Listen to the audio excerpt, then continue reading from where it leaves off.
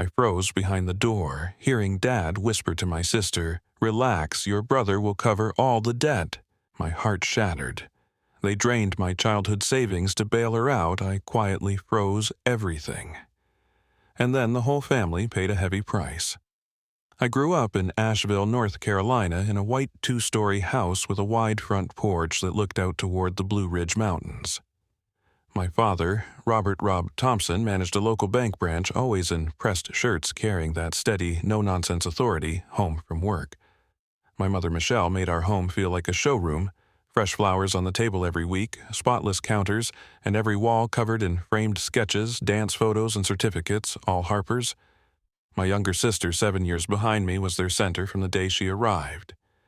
I remember Christmas at 10, I opened a second-hand box of colored pencils from the thrift store. Harper squealed over a brand-new $300 art set with pastels, markers, and sketchbooks. Mom hugged her tightly and said, "Our little artist deserves the best tools." Dad nodded proudly. I thanked them for the pencils, but the ache settled deep and stayed. High school only sharpened the difference. I stayed up late studying, earned straight A's, captained debate, and graduated valedictorian. On that June stage in my cap and gown, I scanned the crowd for my parents.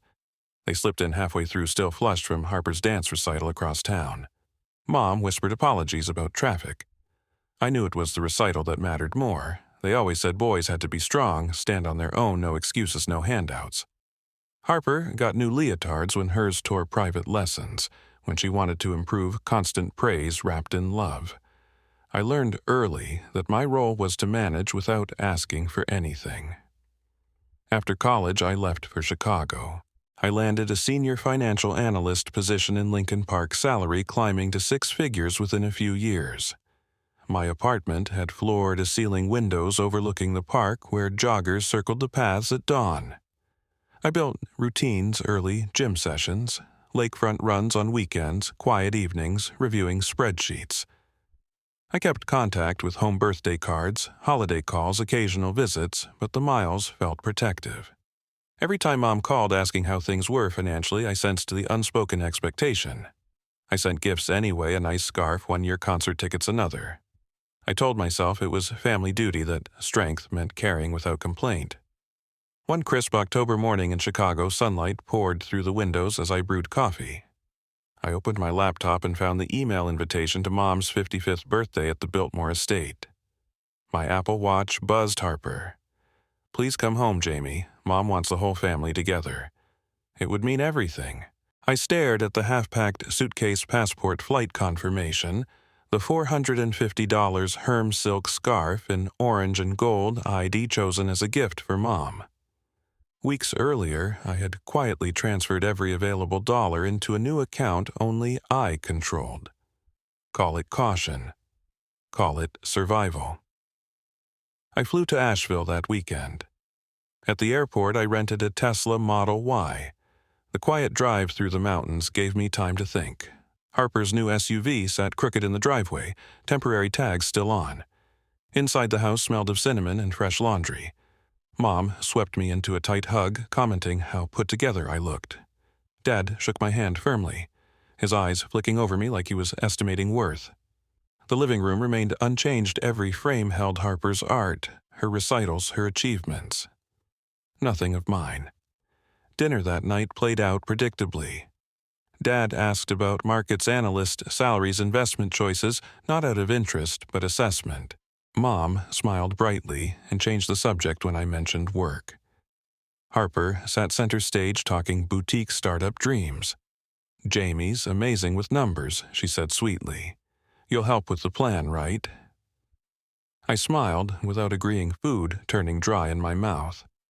Later, I stepped outside to check the mailbox. Among the flyers was a plain envelope with my name typed across it.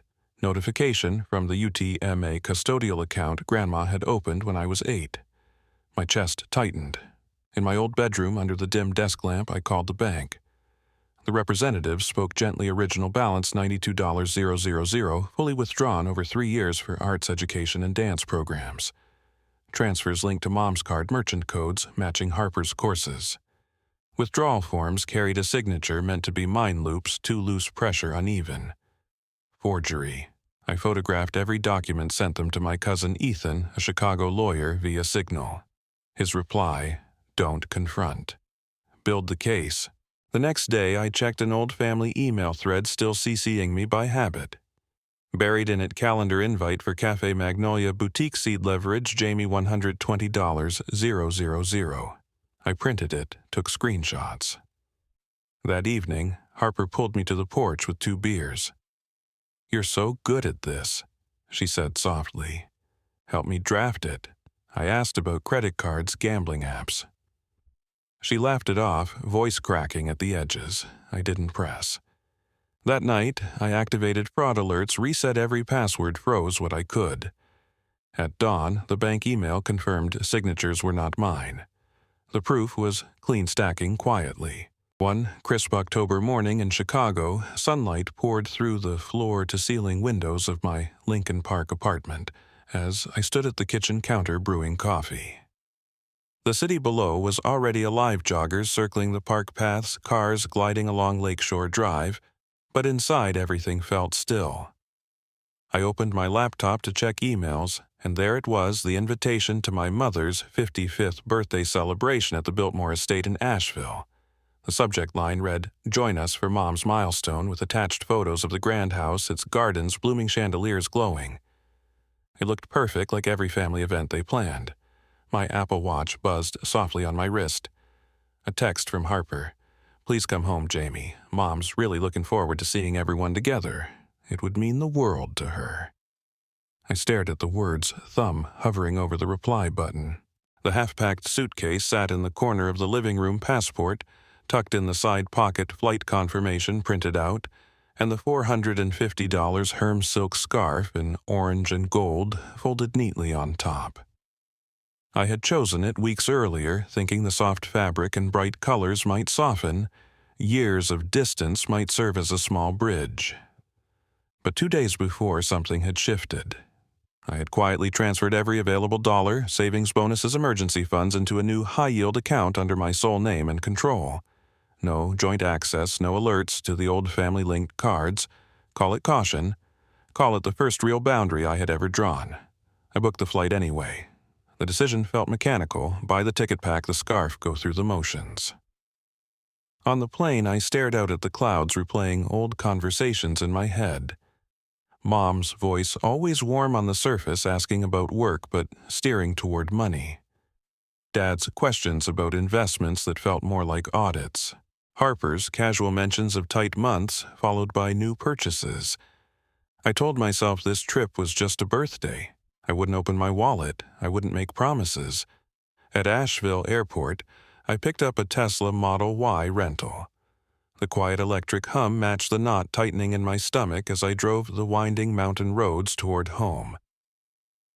The familiar turns brought back flashes, summer evenings on the porch, winter drives to school, the way the house lights always looked welcoming from the driveway. When I pulled in, Harper's new SUV sat crooked near the garage, temporary tags still fluttering in the breeze. Inside the house smelled of cinnamon, from fresh-baked rolls and the faint lavender of Mom's favorite cleaner. She swept me into a hug the moment I stepped through the door, holding me a second longer than usual. "You look so put together, Jamie," she said, stepping back to admire my coat. Dad appeared from the hallway, shook my hand firmly, his grip steady, but his eyes flicking over me like he was calculating net worth in real time. The living room hadn't changed in years. Every wall held Harper's framed artwork, abstract pastels, dance portraits, certificates from workshops and shows. Not a single one of my diplomas, not even the valedictorian plaque I had mailed home after graduation. Mom gestured toward the couch. "We're so glad you're here. Family needs to be together for things like this." I nodded, set my bag down, and felt the weight of the scarf in the suitcase like an unanswered question. Dinner that first night unfolded like so many before it. The table was set with Mom's good china candles flickering softly.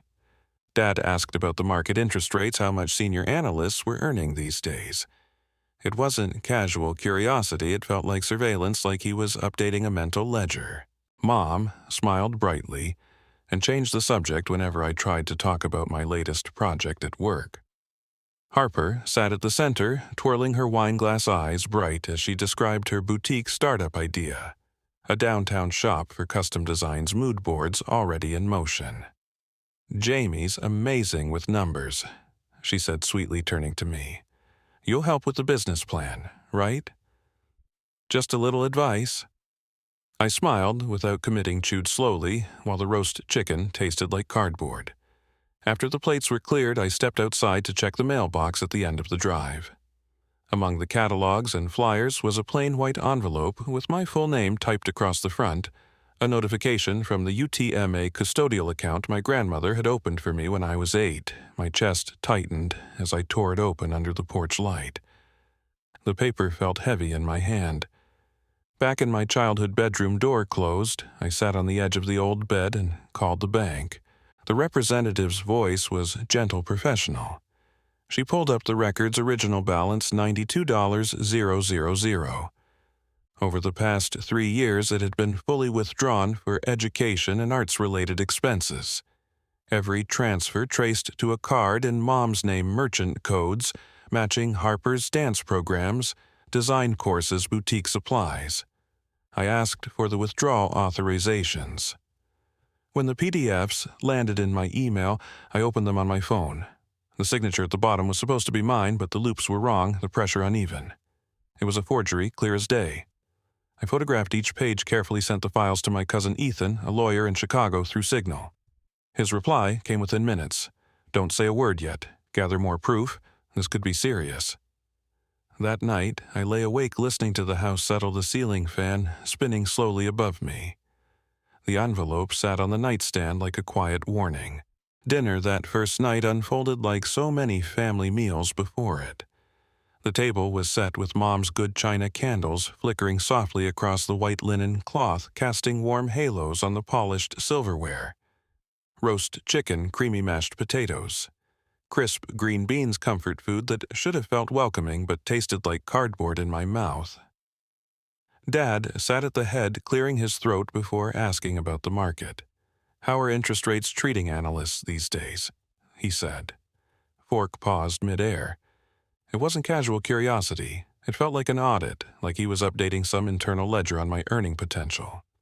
Mom smiled brightly and changed the subject whenever I tried to mention my latest project at work, a complex portfolio rebalancing that had kept me up for weeks analyzing data sets and risk models. She deflected with questions about Chicago winters or whether I was eating enough home-cooked meals. Harper sat at the center, twirling her wine glass slowly, eyes bright, as she described her boutique startup idea in vivid detail. "It's going to be a downtown shop for custom designs, handmade jewelry, curated vintage pieces, mood boards already in progress on my iPad." She angled her phone to show mock-up soft pastels, gold hardware accents, her initials curling like elegant ribbon in the proposed logo. "Jamie's amazing with numbers," she said sweetly, turning to me with that familiar hopeful look. "You'll help with the business plan, right? Just a little advice on projections, cash flow, break-even points." I smiled without committing, chewed, slowly felt the food turn completely dry. The conversation circled back to her vision, her excitement, her immediate needs. No one asked about my life beyond the surface, my promotions, my challenges, my routines. After plates were cleared and coffee poured, I excused myself and stepped outside to check the mailbox at the end of the long driveway. The evening air was cool and crisp, carrying the scent of pine from the nearby woods and damp earth after a light rain. Among the catalogs and local flyers was a plain white envelope with my full name typed across the front in crisp black letters, a notification from the UTMA custodial account my grandmother had opened for me when I was 8. My chest tightened as I tore it open under the soft glow of the porch light. The paper inside referenced recent account activity summary and listed several large distributions. I slipped it into my jacket pocket and returned inside without a word to anyone. In my childhood bedroom, door quietly closed behind me. I sat on the edge of the old twin bed under the dim glow of the desk lamp that still had the same crooked shade from high school. The room still smelled faintly of cedar from the chest where I used to keep baseball cards and comic books. I dialed the bank's customer service line voice low to avoid carrying through the thin walls. The representative's voice was gentle and professional after I verified my identity with the childhood address and last 4 digits of the old account number. Original balance was $92,000, she said softly. Over the past 3 years, it has been fully withdrawn for education and arts-related expenses. I asked for specifics. Every transfer traced back to a debit card in Mom's name. Merchant codes matched Harper's intensive dance programs, a $15,000 advanced design course, multiple workshop fees, even initial boutique supply purchases like fabric and display cases. I requested the withdrawal authorizations. Minutes later, the PDFs arrived in my email inbox. I opened them on my phone screen, zooming in. The signature at the bottom was supposed to be mine, but the loops were too loose. The pressure uneven, the little slash through my Z completely missing. It was a clear forgery, unmistakable even in the low light. My hands stayed steady as I photographed each page in high resolution under the lamp. I sent the entire file statements, authorizations, detailed transaction logs to my cousin Ethan, a lawyer in Chicago, through the Secure Signal app. His reply came within minutes. Don't say a word yet. Gather more proof. This could be serious forgery on a minor's custodial account is no small thing and carries real legal weight. I saved everything to a secure encrypted folder on my laptop, password protected, and backed up to a private cloud. That night, I lay awake listening to the house settle. The creak of old floorboards settling the distant hum of the refrigerator downstairs. The ceiling fan spinning slowly above me with its familiar rhythmic click.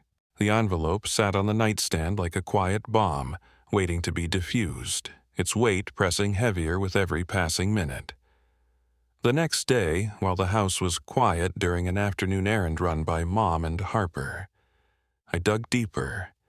In an old family email thread that still included me by accident, probably overlooked when they switched to a new group address, I found a calendar invite buried in the chain Cafe Magnolia. Friday, 8:30 p.m. Boutique seed funding leverage. Jamie target $120,000. The words stared back plain and unhidden, no code, no subtlety. I printed the invite on the old home printer in the hallway, the ink still warm, and took multiple screenshots of the full thread for timestamps. I added them all to the growing folder. That evening, Harper knocked lightly on my door and pulled me out to the porch with 2 cold beers from the fridge. She leaned on the railing, neon nail polish catching the porch light as she sipped slowly. "You're so good at this stuff," she said softly, voice almost pleading. "Help me draft the plan. Just projections, break even, that kind of thing to make it look solid." I asked gently about credit card debt or gambling apps I'd heard vague rumors about from mutual friends back home. She laughed it off quickly, but the sound cracked at the edges like thin ice. "It's nothing, really. Just normal startup costs." I didn't press further, just nodded vaguely and changed the subject to the weather. Back inside, I spent the next hour methodically locking down my accounts, fraud alerts, activated on every linked card, passwords reset to long random strings with special characters, 2-factor authentication strengthened across all platforms, cards temporarily frozen where possible without raising immediate flags. The bank's automated confirmation emails arrived one by one in my inbox, each one a small victory. At dawn, as faint light crept through the blinds, the final email came. The signatures on the UTMA withdrawals were definitively not mine. The proof was clean, undeniable, stacking quietly in my secure folder, like pieces of a puzzle I never wanted to solve but could no longer ignore.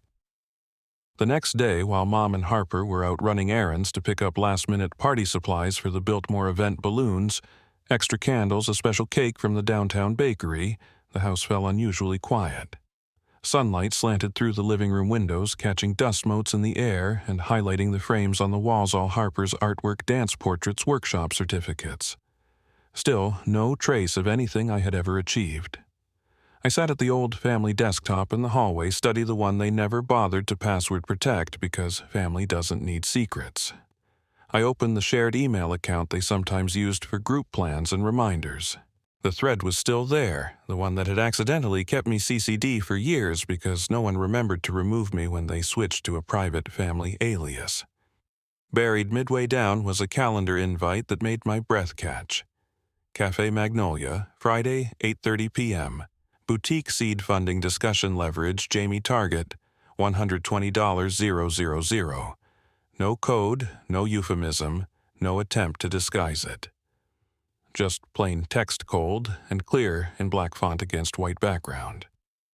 I stared at the screen until the words blurred at the edges, then printed the entire invite on the ancient home printer tucked in the corner. The paper came out warm ink, still faintly glossy under the hallway light. I took multiple screenshots of the full thread, capturing every timestamp sender name and reply chain for context. Then, I saved them all to my encrypted folder alongside the UTMA documents, statements, forged signatures, transaction logs. Now this explicit plan to use me as collateral.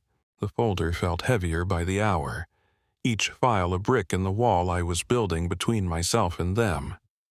A strange calm settled in, the kind that comes when suspicion finally hardens into undeniable fact. No more guessing, no more hoping it was a misunderstanding. The evidence was stacking, clean and chronological. That evening, as the sun dipped behind the mountains and painted the porch in warm gold, Harper knocked lightly on my bedroom door.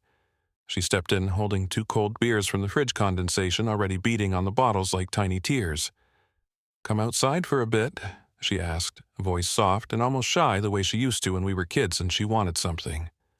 We settled on the porch steps, the railing cool against my back. Crickets starting their chorus in the grass below. She leaned forward, elbows on her knees, neon nail polish glowing faintly in the fading light. "You're so good at this stuff, Jamie," she said, turning the bottle in her hand slowly. Numbers, projections, making things add up on paper. "Help me draft the business plan. Just the basics, break-even point, cash flow forecast, how much to ask for startup capital. I promise it won't take long and I'll make everything look solid to investors." I took a slow sip of beer, letting the cold bite ground me against the rising tension. "Sure," I said evenly, keeping my tone neutral. "But first, tell me about the debt. Credit cards, maxed out those gambling apps I heard about from old friends back home." Her laugh came quick, too quick, cracking at the edges like thin glass under pressure. "It's nothing, really, just normal startup costs piling up. A few late payments, that's all. Once the shop opens and sales start, it'll turn around fast." She looked away toward the darkening yard, fingers tightening around the bottle until her knuckles paled. I didn't push harder. Not yet. Instead, I nodded vaguely, changed the subject to the party tomorrow. Let the conversation drift until the beers were empty and the night air turned chilly. Back in my room, door locked this time for privacy, I spent the next hour methodically securing everything I could touch. I logged into each bank account from my phone fraud alerts, activated on every linked card and line of credit passwords reset to long random strings with number symbols and uppercase letters for maximum strength. Two-factor authentication strengthened across email banking apps. Investment platforms code sent only to my primary phone now. I temporarily froze cards that had even remote family ties, set up real-time transaction notifications for anything over $10. The bank's automated confirmation emails arrived one by one in my inbox, small digital victories stacking like armor being forged piece by piece in silence.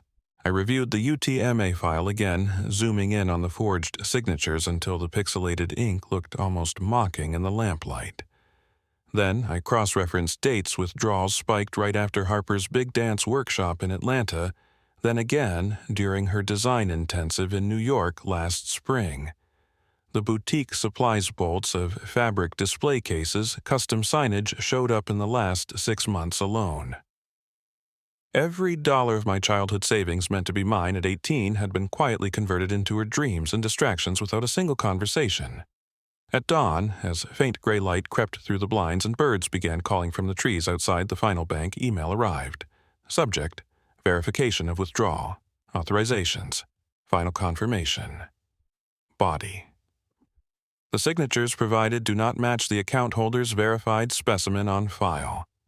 We recommend immediate fraud reporting to authorities and potential legal consultation for recovery options. Attached was an official letter on bank letterhead confirming the discrepancy in clear formal language. I forwarded it straight to Ethan with a single line, "Signatures confirmed forged. What next steps?" His reply came fast even though it was barely 6 in Chicago. "We have enough for a strong case now. Hold off on confrontation until after the party. Let them talk freely. Record if you can. North Carolina is one-party consent for audio. Stay calm. You're protected now." I closed the laptop, leaned back against the headboard, and exhaled for what felt like the first time in days. The proof was clean, undeniable, locked away safely in multiple backups. The envelope from the mailbox still sat on the nightstand, a plain white reminder that the line between family help and theft had been crossed long ago. Tomorrow was the birthday at Biltmore. I would go, I would smile through the toasts, and I would listen carefully, because the time for silence was almost over and the truth was ready to speak. The Biltmore estate glowed under the late afternoon sun as we arrived, its grand stone facade and sprawling gardens looking like something out of a postcard. The great hall had been reserved for the private celebration, long tables draped in crisp white linen candles in silver holders, throwing warm light across polished china and crystal glasses. Servers in black moved quietly, placing appetizers and pouring wine. Guests, extended family, old neighbors, a few of Mom's garden club friends mingled in clusters, laughing softly, hugging like it was any other milestone birthday. I took my seat near the end of the table beside Uncle Calvin and Nana Eleanor. Nana wore her favorite navy dress, her silver hair pinned neatly, and gave me a small knowing nod when I sat down. She had always seen more than she let on. Harper swept in late designer dress, flowing hair pinned with careless perfection, drawing every eye as she took the center chair. Mom beamed from her place at the head, Dad beside her, both in their best outfits. Dad in a tailored blazer, Mom in a soft pearl necklace that caught the light. Dinner began with toasts. Dad rose first, clearing his throat the way he always did before important statements. "Family is like a company," he said, voice steady and rehearsed. "You nurture your most promising assets. Harper has vision drives. He's the future of what we're building here." Laughter rippled down the table. Glasses clinked. I heard the words, but felt the subtraction beneath them. If Harper was the asset, what was I operating? Cost, silent partner, emergency fund. Wine refill glasses servers floated with plates of filet mignon and roasted vegetables. Mom tapped her spoon against her crystal glass, the chime cutting through the chatter. Jamie Honey say a few words. Wish your sister luck on her shop, and thank everyone for coming to celebrate with me. Every face turned toward me. I slid my chair back without scraping the floor, stood slowly, hands steady at my sides. "Happy 55th. Mom," I began, putting warmth into my voice where I could. "I hope this year brings you peace, joy, and good health." I paused, letting the room settle. "And I hope our family learns to value every member equally, not just the ones who shine brightest, but everyone who's been there quietly carrying their share without asking for credit." The room paused, half a heartbeat too long. Polite claps followed smiles that didn't quite reach eyes. The machine of manners whirred back to life. My phone vibrated once in my pocket's short pulse, then another. I glanced down under the table, a text from Ethan. "They'll discuss the boutique tonight after dinner. Pay attention."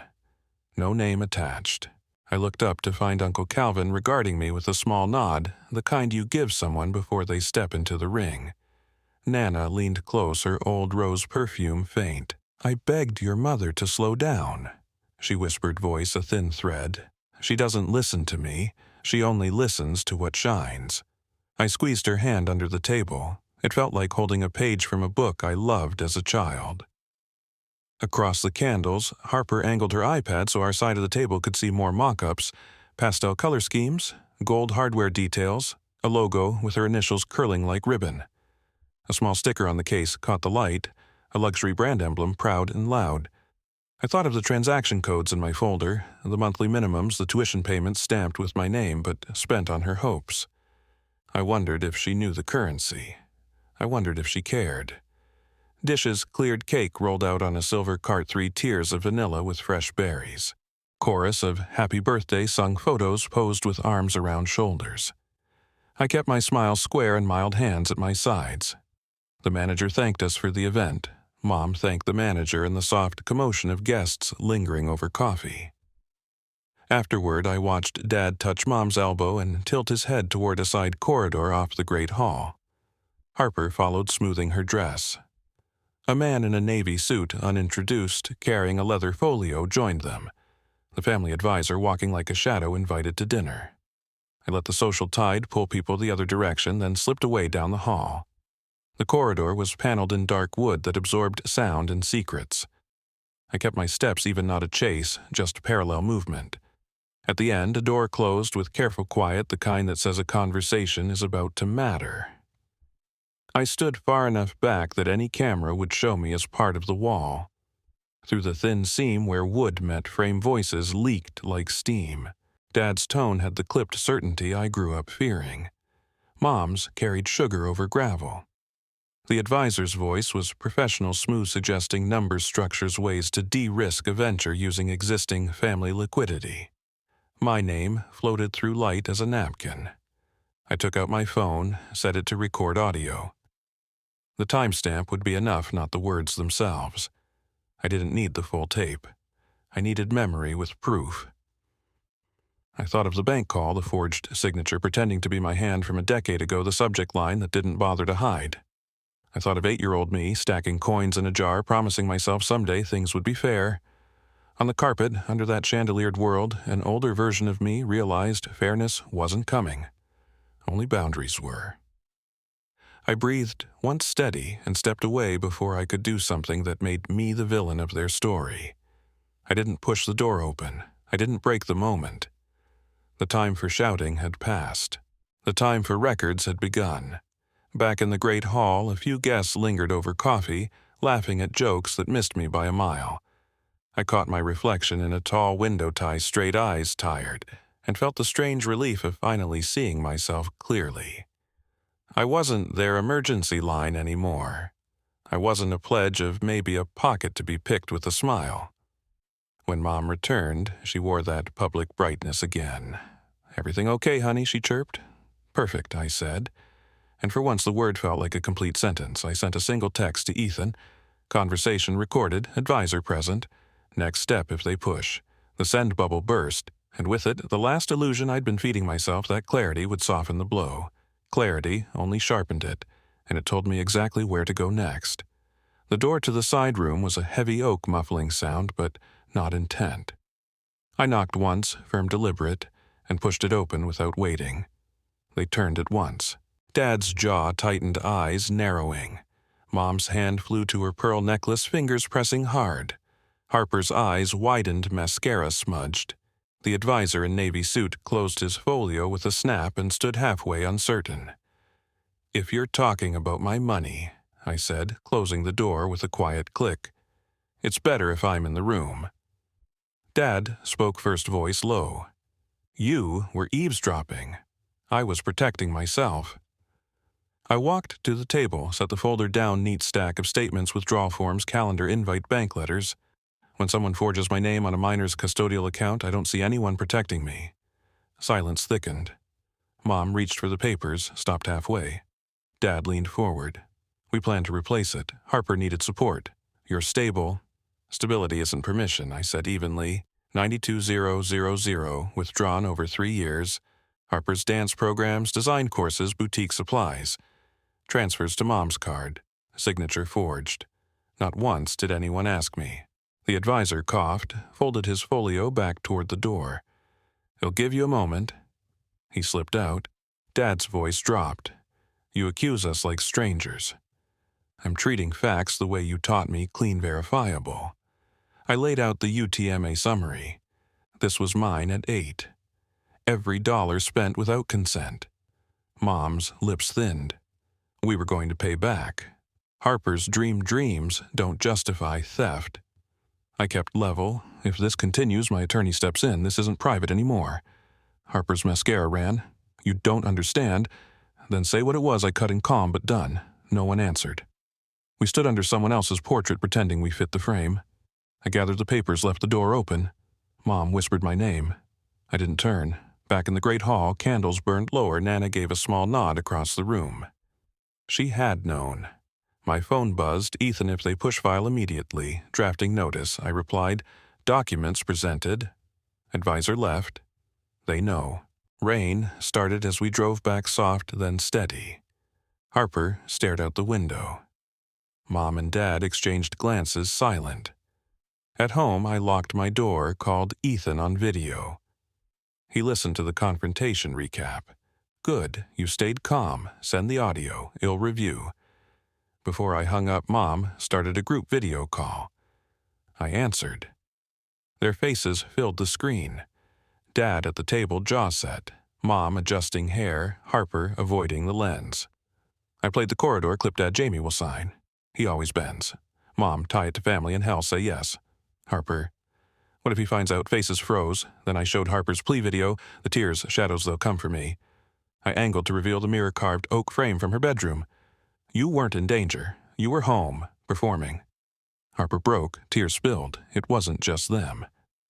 I agreed. I owe real money. But no threats. I was desperate. They said you'd fix it like always. I'm sorry. Dad's jaw worked silently. Mom blinked fast. You used blood as leverage, I said. Built chains from guilt. I'm done wearing them. I ended the call. The screen went dark. I drafted the notice, intent to pursue remedies for forgery, unauthorized withdrawals fraud. Attached, everything TMA docs, forged signatures, invite audio timestamp. CCD, Ethan, blind copied, Nana and Calvin. Cursor hovered over send. Rain drummed like a metronome. I thought of 8-year-old me stacking coins, 10-year-old me with second-hand pencils, 17-year-old me waiting for late applause. How many times I had shielded Harper from consequence, calling it love. I hit send. Screen brightened, cleared. I closed the laptop, leaned back. Heart slowed. Rain softened to whisper. For the first time in 30 years, the silence wasn't heavy. It was clean. The rain sheeted across the windshield as I drove towards the Charlotte Douglas Airport hotels, the Tesla's wipers steady against the downpour. The radio murmured low-weather updates and a soft love song that didn't fit the ache in my chest. My heartbeat drummed the steering wheel, only slowing when the Marriott sign rose through the dark like an exit. At the front desk, the clerk looked up before I gave my name. Mr. Thompson, this was left for you.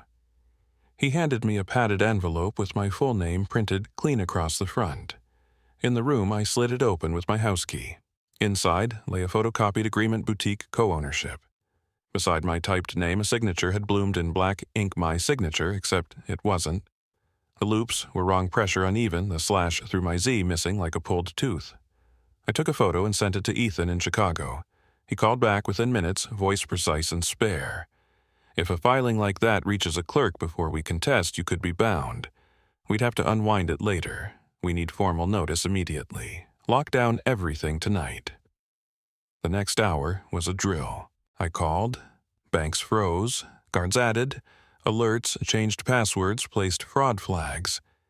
Each hold music loop played cheerful piano that made my skin crawl. By the time I hung up, my accounts felt like a house with bars on the windows. I didn't like the look, but I liked that it held. My phone vibrated. Mom, if you bring a lawyer into this, we will cut you off. You will lose everything. I stared until the words uncoiled into something almost funny. Everything had never been mine to lose. Another Buzz Harper on video. Her face hovered in red light, tears smudged. Behind her, shadows loomed. Please, she begged. If I don't pay, they'll come for me. She angled the camera to show a threat, a stage-like theater. I felt the old instinct surge, the urge to fix Carrie, take the hit. Where are you? I asked. At home, she said, then flinched. She pulled the phone closer. I messed up. I owe money. If you front it, I'll pay back. I swear. The call cut. A new email slid in. Be careful. They'll use Harper's emergency to pull you back. I'm with you, Nana. I exhaled for the first time in an hour. Someone inside still called a spade a spade. In the quiet, I opened the envelope again. Tucked deeper was a second photocopy, Dad's personal email chain from 2022. Subject: crypto loss recovery. He had lost $180,000 in a failed investment margin calls piling up. The messages were explicit. Use Harper as the reason. Jamie will cover if it's family. Harper was the excuse, not the cause. The debt was his, the forgery, the plan all to cover his mistake. I called the family on video, one by one.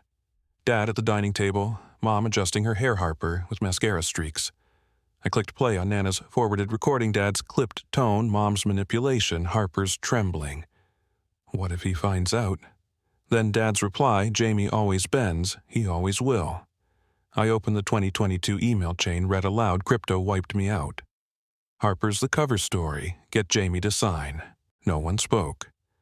You used Harper as leverage for your debt, I said evenly.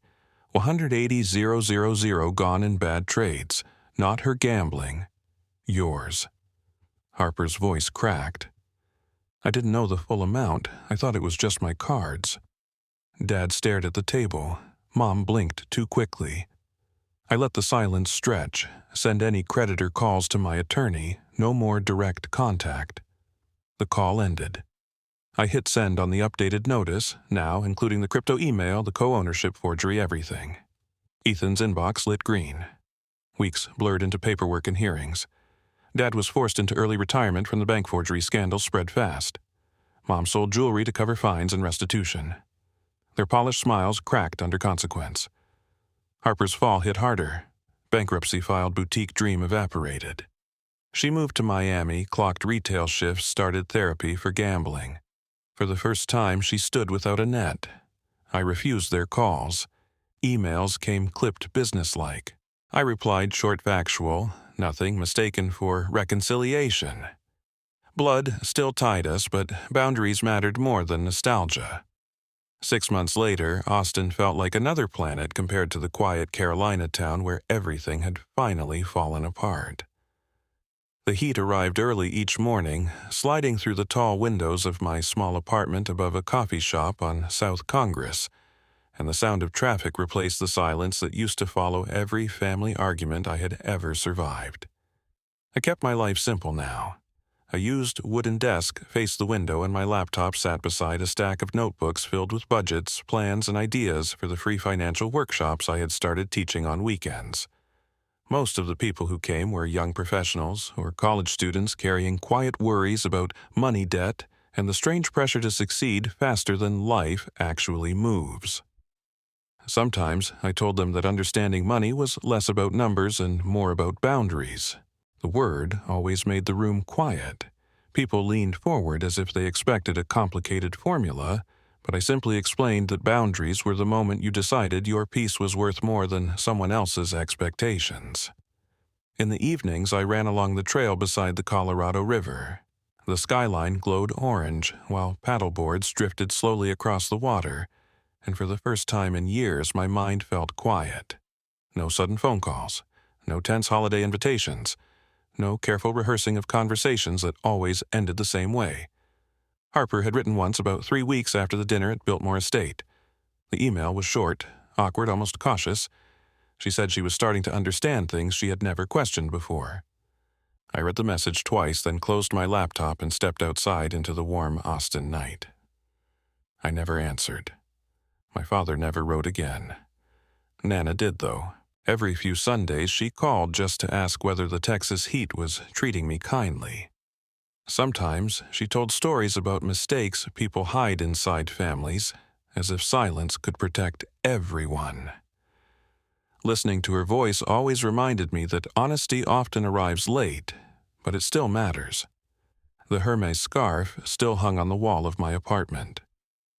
I had placed it inside a thin wooden frame, not because it was expensive, but because it reminded me of the exact moment I realized I did not have to buy love from anyone. The silk caught the afternoon light, and sometimes the colors looked almost like fire. Last winter, I rented a small classroom above a bookstore and began offering longer community courses about saving, investing, and protecting yourself from quiet financial manipulation. The room filled faster than I expected. People brought friends, co-workers, even parents who admitted they had never learned how money could be used as control. By the final session, we were talking less about spreadsheets and more about courage. Sometimes at night I sit on the narrow balcony outside my apartment, listening to distant music drifting up from the street below. The city moves without knowing my story, and that anonymity feels like freedom. I think about the boy who once believed family loyalty meant endless sacrifice, and I almost wish I could tell him something simple. You are allowed to walk away and build a life where respect arrives naturally and love does not require payment anymore. That is enough.